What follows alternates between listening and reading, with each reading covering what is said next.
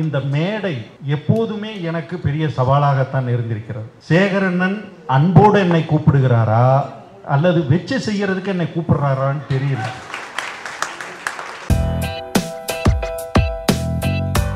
எதுக்கு சொல்றேன்னா, ஒவ்வொரு மேடையிலும் மிகச்சிறந்த பேச்சாளர்கள், மிகச்சிறந்த ஆளுமைகள், என் முன்னோடிகள், நான் பார்த்து வியக்கக்கூடிய ஆளுமைகளை எல்லாம் எனக்கு முன்னாடி பேசுறதுக்கு வச்சிருவார். ஒன்று கடைசியா என்னை இறக்கி விடுவாரு, இல்லை முன்னாடி இந்த தேர் சக்கரத்துல எல்லாம் எலுமிச்சம்பழம் வைப்பாங்கல்ல, அந்த மாதிரி என்னை வச்சு விட்டுருவாரு. ஆனா அன்பு, அவ்வளோ அன்பு. பிடிச்சவங்களை தானே செய்ய முடியும். ஏமாத்துறவங்களை கேட்பாங்க, ஏன்டா டே நான் நல்லா தானே உங்களோட பழகினேன், எதுக்குடா என்னை இப்படி ஏமாத்தின, கொஞ்சமாவது மனசாட்சி இருக்கா, நான் உன்னை எவ்வளவு நம்பினேன். அப்ப சொல்லுவான் அவன், நம்பினவங்களை தானே ஏமாற்ற முடியும், நம்பாதவனை நான் போய் போராடி ஏமாத்துறதுக்கு முடியுமானே அப்படின்பா. அந்த மாதிரி சேகரண்ணனை நான் நம்புறேன்ல, அதனால இவன் எதையும் சமாளிப்பான் அப்படின்னு நினைச்சு என்னை முதல்ல களப்பலி ஆக்கிடுறார். நல்ல விஷயங்களுக்கு களப்பலி ஆவதும் ஒரு நல்ல தொடக்கத்துக்கு நம்ம முன்னோடியாக இருப்பதும் மகிழ்ச்சி. அதுவும் ஒரு 75 வருட மிகப்பெரிய ஒரு ஓட்டம், சாதாரண ஓட்டம் இல்லை. 60 வயது கடந்து விட்டால் மனிதன் வாழ்க்கையில பேரம்பேத்தி எல்லாம் எடுத்துட்டான், அவனுக்கு ஒரு 60வது கல்யாணத்தை செஞ்சு வச்சிடணும்னு சொல்லி நம்ம இயல்பான நம்ம வாழ்க்கையில நம்ம அவர்களை ஒரு முதியவராக நினைத்து குடும்பமா உறவுகளோடு சேர்ந்து அவங்கள மரியாதை செலுத்துறோம். அப்ப 60 வயது கடந்தாவே அப்படின்னா ஒரு தத்துவத்துடன் மக்களுக்காக, மக்களோடு மக்களாக இந்த மண்ணில் நிற்கக்கூடிய ஒரு இயக்கம் 75 தொட்டிருக்கிறது என்றால் அது ஒரு நபர் அல்ல, அது ஒரு நபர் அல்ல. ஒரு நபர் தனிப்பட்ட முறையில் கடந்துடலாம், அந்த உறவுகள் கொண்டாடிடலாம். ஆனா அரசும் அரசு இயந்திரமும் பல சதி வேலைகளும் போர்க்களம் போல் எப்பொழுதும் வெட்டுப்பட்டு வீழ்ந்து விடுவோமோ என்கின்ற அந்த சூழ்நிலையில் ஒரு 75 வருடம் கழகத்தை கட்டி காப்பாற்றி கொண்டு வந்து இன்று அதை கொண்டாடுகிற இடத்தில் நாம் எல்லாம் அமர்ந்திருக்கிறோம் என்றால் உண்மையிலுமே நமக்கு சந்தோஷமான விஷயம்.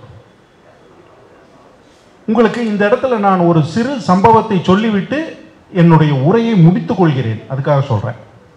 உங்களுக்கு இஸ்லாமை பத்தி தெரியும், இஸ்லாமியர்கள் இஸ்லாமை பத்தி தெரியும். அதனுடைய ஆரம்ப காலத்தில் இறை தூதராக இஸ்லாத்தை மக்களுக்கு போதித்தவர் நபிகள் நாயகம். நபிகள் நாயகம் பிறந்தது அரேபியாவில். அப்போ பார்த்தீங்கன்னா புத்தர் பிறந்து ஒரு 200 வருடங்கள், 500 சில்லறையில தான் நபிகள் அவர்கள் பிறக்கிறாங்க. அங்க ஒரு ஜாதி 2 ஜாதி கிடையாது, நம்மளை விட 100கணக்கான ஜாதிகள் அரேபியர்களுக்குள்ள உண்டு. மதம் உண்டு, ஜாதி உண்டு, பல இனக்குழுக்கள் உண்டு. இங்க நாம் ஜாதின்னு சொல்லிக்கலாம்ல, வெவ்வேறு இது சொல்றோம் இல்லையா, அது மாதிரி அங்க பல இனக்குழுக்கள் உண்டு. ஒருத்தருக்கு ஒருத்தர் வெட்டிக்குவாங்க, பொறாமை எல்லாமே இருந்தது. இப்ப நமக்குள்ள இந்த மண்ணில் என்ன பார்க்கிறோமோ அதெல்லாம் அங்கேயே இருந்தது. பல கடவுள் வழிபாடுகள் இருந்து, குருவி காக்காயிலிருந்து எல்லாத்தையும் வச்சு வழிபட்டாங்க. அப்போ நபிகள் அவர்கள் ஒரு வியாபாரி, படிப்பறிவு இல்லாத ஒரு வியாபாரி, நல்ல பேர் எடுத்த ஒருத்தர். அவர் என்ன பண்றாரு, ஒரு ஒரு சில நாள்ல அவருக்கு ஏதோ ஒன்று தோணுது, காய்ச்சல் வருது, ஒரு மலை குகையில போய் உட்கார்ந்துக்கிறாரு. என்ன அப்படின்னா உங்க துணைவியார் விசாரிக்கிறாங்க, என்னன்னே தெரியல, எனக்கு என்னென்னமோ தோணுது, என்னமோ என்னால் தாங்க முடியலன்னு சொல்றாரு. அப்போ அவருக்கு ஒரு தத்துவங்கள், இந்த மனிதர்கள் இதிலிருந்து மீளணும், இந்த ஜாதி வேறுபாட்டிலிருந்து மீளணும், இந்த அடிமைகளாக மக்களை வைத்திருப்பதிலிருந்து அவர்கள் மனரீதியா மீளணும். ஒரு இறைவன், இறைவன் என்பவன் ஒரே ஒருத்தன். அதைத்தான் சொல்லுவான் வள்ளுவன், சொல்லுவான் நம்மக்கிட்ட இங்கே கிட்டத்தட்ட வள்ளுவர் 2000 வருஷத்துக்கு முன்னாடி சொல்லியிருக்கான், பையத்துள் வாழ்வாங்கு வாழ்பவன் வானுரையும் தெய்வத்துள் வைக்கப்படுவான். லோக்கல் தெய்வம் எல்லாம் கிடையாது, சிறு தெய்வம் எல்லாம் கிடையாது, வானுரையும் தெய்வத்துக்கு இணையா வைக்கப்படுவான். அப்படின்னா நீ இந்த பூமியில பையத்துல நல்லபடியா வாழணும்.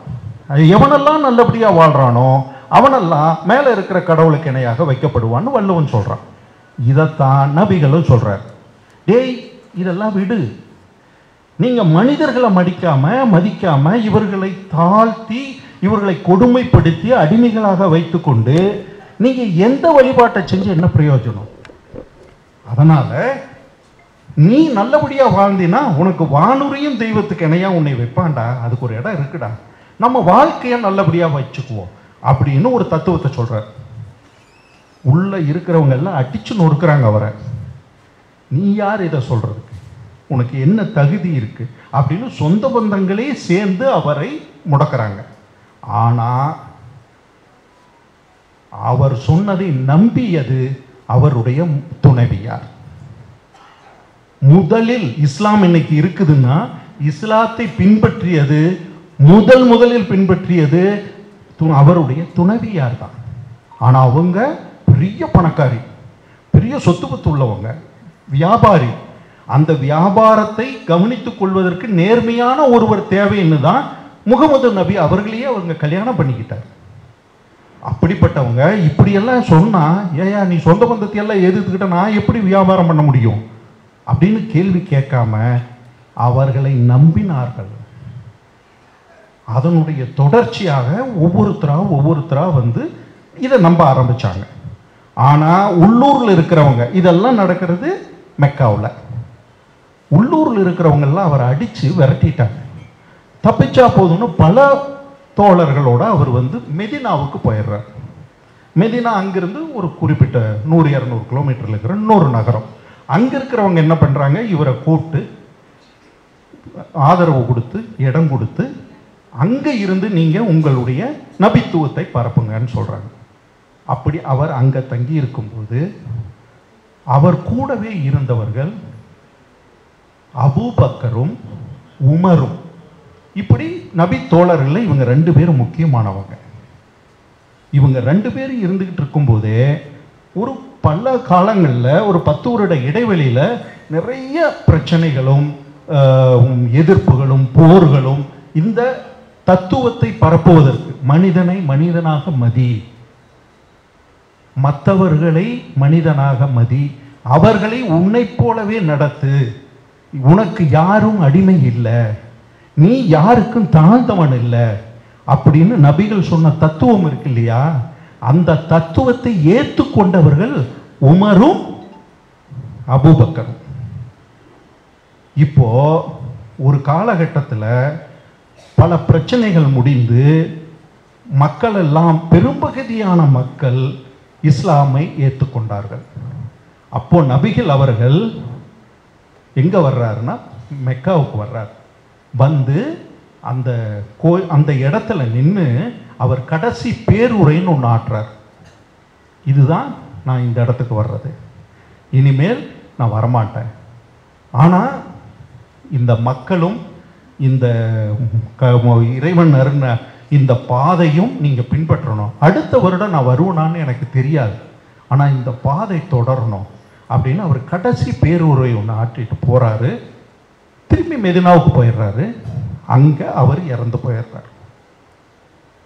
இறந்தாச்சா? இப்போ இந்த 10 வருட இடைவெளியில் ஆரம்பத்தில் போராட்டமாக இருந்த களம் இன்னைக்கு பல பேர் பின்பற்றி அங்கங்கே ஒரு நல்ல ஆளுமையுள்ள ஒரு சின்ன ஒரு குட்டி ஆளுமையான அரசாங்கமாக அவங்க மாறிடுறாங்க. இப்போ இந்த அரசாங்கத்தை யார் கவனிக்கிறது அப்படிங்கும்போது அபூபக்கர் என்ன பண்ணிக்கிட்டு இருக்காருன்னா, அவர் நபிகள் இறந்து போனதை பார்த்து அவர் குளிப்பாட்டிக்கிட்டு இருக்காரு. இப்போ உமர் வர்றார். வந்து அபூபக்கர்கிட்ட சொல்றாரு, இங்கே வாங்க, என்ன பண்ணிக்கிட்டு இருக்கீங்க? இல்லை நபிகளை நான் குளிப்பாட்டிக்கிட்டு இருக்கேன், அது அப்புறம் பார்த்துக்கலாம் வாங்கங்கிறார். யோ, நபிகளை விட வேற என்ன முக்கியமான, நீ போ அப்படிங்கிறார். கொஞ்ச நேரம் கழிச்சு மறுபடியும் அபூபக்கர் வா அப்படின்னு மறுபடியும் திருப்பி உமரை வந்து அபூபக்கரை கூப்பிடுறாரு. இவருக்கு கோபம் வருது. வேற வழி இல்லாம என்னடா உன் பிரச்சனைன்ட்டு வெளியே வந்தா அங்க மெதினாவில் இருக்கக்கூடிய எல்லா மக்களும் கூடி நிற்கிறாங்க ஒரு தெரு முனையில. என்னன்னா, சரி நபிகள் இருந்தார், அவர் ஒரு இறை தூதர்னு சொன்னாங்க, நம்ம அவங்களுக்கெல்லாம் இடம் கொடுத்தோம், இப்போ அவர் தவறிட்டார். இனிமேல் இந்த அந்த மார்க்கத்துக்கும் அவர் பிடித்து வைத்திருக்கக்கூடிய ஒரு அரசாங்கத்துக்கும் மெதினா மக்களை தலைமை ஏற்றுக்கலாம் அப்படின்னு அந்த மெதினா மக்கள் முடிவெடுக்கிறாங்க. அப்போ அபூபக்கர் உமர் சொல்றாரு, இல்லை அது அரசாங்கம் அல்ல, அது ஒரு தத்துவம். அந்த தத்துவத்தை பின்தொடர்வதற்கும் அந்த தத்துவத்தை எடுத்து செல்வதற்கும் அதே உணர்வோடு அவர் ஒரு அடையாளம் காட்டிட்டு போயிருக்கார்.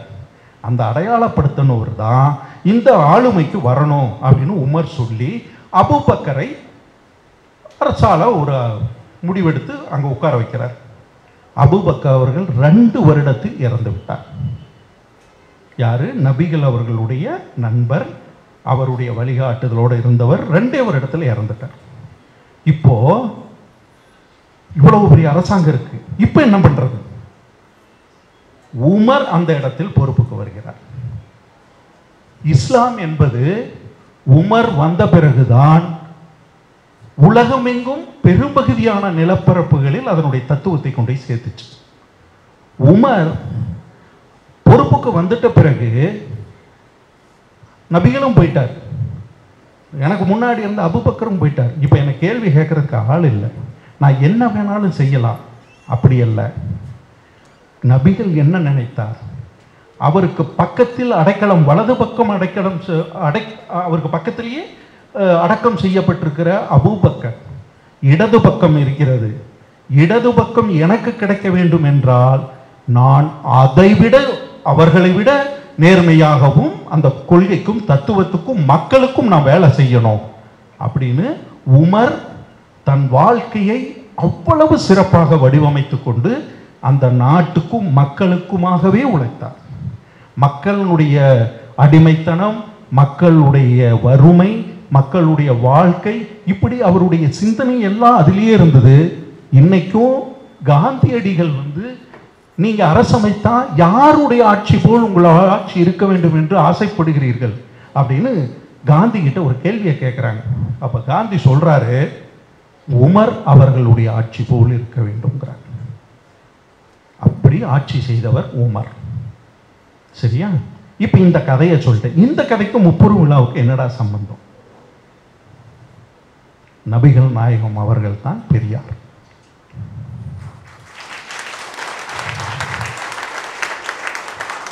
கடைசி உரை ஒரு பார்க்கில் பெரியார் அவர்கள், தந்தை பெரியார் அவர்கள் தன்னுடைய மூத்திர பாக்கெட்டை வச்சுக்கிட்டு, இன்னைக்கு இந்த அரங்கத்தில் நல்ல சேர் போட்டு உட்கார்ந்துருக்கோம், மேடை வசதியாக இருக்குது, மைக் இருக்குது, என்னைய 80 வயதில் இங்கே வான்னு கூப்பிட்டிங்கன்னா நான் வரமாட்டேன்.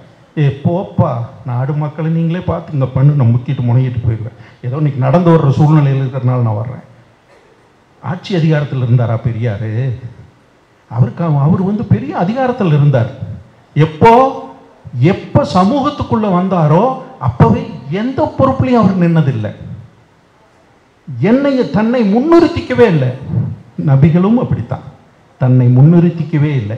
இன்னைக்கு வரும் நபிகள் அவர்களுடைய புகைப்படமோ அவரை பற்றி தன்னை முன்னிறுத்தி கொள்வதோ, நபிகள் வாழ்ந்த காலத்திலும் சரி, இந்த வாழ்ந்து முடிந்து இன்னைக்கு கிட்டத்தட்ட 1000 வருடங்கள் கடந்து போன இந்த காலத்திலும் சரி, நபிகள் அவர்களுடைய முகம் கூட யாருக்கும் தெரியாது. ஏன்னா அவர் தன்னை முன்னிறுத்தி கொள்வது அவர் நோக்கம் அல்ல. சரி, அடுத்தது அவர் மறைவுக்கு பிறகு யார் பொறுப்புக்கு வரணும்? அண்ணா பொறுப்புக்கு வரணும். அதாவது அவருடைய கருத்துக்களையும் அவரையும் கொண்டு போய் மக்களுக்கு சேர்த்தணும். அண்ணா பொறுப்புக்கு வர்றார் 2 வயதில், 2 வருஷம் 3 வருஷத்துல, குறுகிய காலத்துல உமர் போலவே அவரும் தவறிவிட்டார். இப்ப யார் மிஞ்சி நிற்கிறார்? கலைஞர் வர்றார். உமர், அங்கதான் உமர் வர்றார். உமர் காலத்தில் எப்படி இஸ்லாம் கட்டமைக்கப்பட்டதோ, பெரியார் என்பது ஒரு தத்துவம், அண்ணா என்பது என்னுடைய வழிகாட்டியாக அதை தொடர்ச்சியாக எடுத்துக்கிட்டு வந்து வெறும் தத்துவம் பத்தாது, அதை ஆட்சி அதிகாரத்துடன் அம்பேத்கரையும் பெரியாரையும் ஒன்றிணைத்தவர் தான் அண்ணா. பெரியார் தனி, அம்பேத்கர் தனி. அம்பேத்கர் சொல்றாரு, ஆட்சி அதிகாரத்தில் இருந்தால்தான் இந்த மக்களுக்கு ஏதாவது செய்ய முடியுங்கிறார். ஆட்சி அதிகாரத்தில் இருந்தால் ஒண்ணுமே செய்ய முடியாதுங்கிறார் பெரியார். இந்த ரெண்டும் இணைந்தவர் தான் அண்ணா. சரியா? நீங்க யோசிச்சு பாருங்க, காந்தி அவர்கள் பாரிஸ்டர் பட்டம் படிச்சுட்டு வர்றார், வழக்கறிஞர், ஆப்பிரிக்காவில் தென்னாப்பிரிக்காவில் போய் வேலை செஞ்சுட்டு வர்றார். கோட்டு சூட்டோடவே தான் இருப்பார் ஆரம்ப காலத்தில். ஒரு இடத்துல தன்னுடைய கோட்டு சூட்டெல்லாம் கழட்டி போட்டுட்டு சாதாரண எளிய மகனுடைய வேஷ்டி சட்டையை கட்டுறார். மேல் கட்ட கிடையாது, ஒன்றும் கிடையாது, வெறும் வேஷ்டி, வெத்து உடம்போட தெரிஞ்சார். அம்பேத்கர் என்ன பண்ணார்னா, எங்க அப்ப, என் சொந்த பந்தம், அண்ணன் தம்பி எல்லாருமே இப்படி தாண்டா வாழ்நாள் முழுக்க அலைஞ்சிக்கிட்டு இருக்கானுங்க, நான் போடு வேண்டா கோட்டு சூட்டுன்னு தொப்பியும் கோட்டு சூட்டும் போட்டு அம்பேத்கர் சொன்னார். இன்னைக்கு அம்பேத்கர் எந்த சட்ட தேர்தலிலோ பாராளுமன்றத்தில் நின்று ஜெயிச்ச மாதிரி இல்லை. பதவிகள் மரியாதை காரணமாக கொடுக்கப்பட்டதை தவிர அவர் ஓட்டு போட்டு ஜெயிச்சவர் இல்லை. ஆனால் பாராளுமன்றத்திலும் இன்னைக்கும் மிகப்பெரிய ஆளுமையோடு ஒரு சிலையா இருக்காருன்னா அம்பேத்கர் தான் நின்றுட்டு இருக்கார். எவ்வளவு ஜெயிச்சவங்களுக்கெல்லாம் அடையாளமே இல்லை. அப்ப காலம் தொடர்ச்சியாக ஒரு விஷயத்தை டிசைன் பண்ணிக்கிட்டே வருது. மனிதன் அறிவை மீறி காலம் ஒருவரை தேர்ந்தெடுக்கும். அவர் எவ்வளவு வீழ்ந்தாலும், அவரை சுற்றி எவ்வளவு பிரச்சனைகள் வந்தாலும், அது காலத்துக்கு தேவை என்றால் 75 அல்ல, இன்னும் பல நூற்றாண்டுகள் இந்த இயக்கம் போகும். ஏனென்றால் இது காலம் தேர்ந்தெடுத்த இயக்கம். அதனால உங்களுக்கு பொறுப்புகள் அதிகம். வெறும் கட்சி, அந்த கட்சி சார்ந்த மனநிலை, அதையெல்லாம் தாண்டி எப்படி நபிகள் நாயகத்துக்கு ஒரு இந்த சமூகத்து மேல ஒரு பாசம், அன்பு, அது எல்லாம் இருந்ததோ, அதுபோல பெரியார் அவர்களுக்கு எப்படி இந்த சமூகத்து மேல ஒரு மூத்திர சட்டியை சுமந்துக்கிட்டு கூட இந்த சமூகத்துக்காக எதையாவது பண்ணணும்னு நினைச்சாரோ, அதுபோல சில சில உணர்வுகளை நாம் உள்வாங்கி கொண்டு இந்த பதவியில், நீங்கள் உள்ளூரில் சிறு சிறு பதவிகளில் கூட இருக்கலாம், அதை வைத்து யாருக்கு நல்லது செய்ய முடியும்? அப்படி ஒரு பவர் கழகம் உங்களுக்கு கொடுத்திருக்கு. தயவு செய்து இந்த 75வது பவள விழா ஆண்டில் அப்படி ஒரு உணர்வு இல்லாமல் இருந்தால் ஏற்றிக்கொள்ளுங்கள். இருப்பவர்கள் இன்னும் அதை மெருகேற்றிக் கொள்ளுங்கள். சரியா? சிறப்பு, மகிழ்ச்சி. இதுக்கு மேல என்ன உரை எதுவும் இல்லை. சரியா? உங்கள் பேரன்புக்கு நன்றி. வணக்கம்.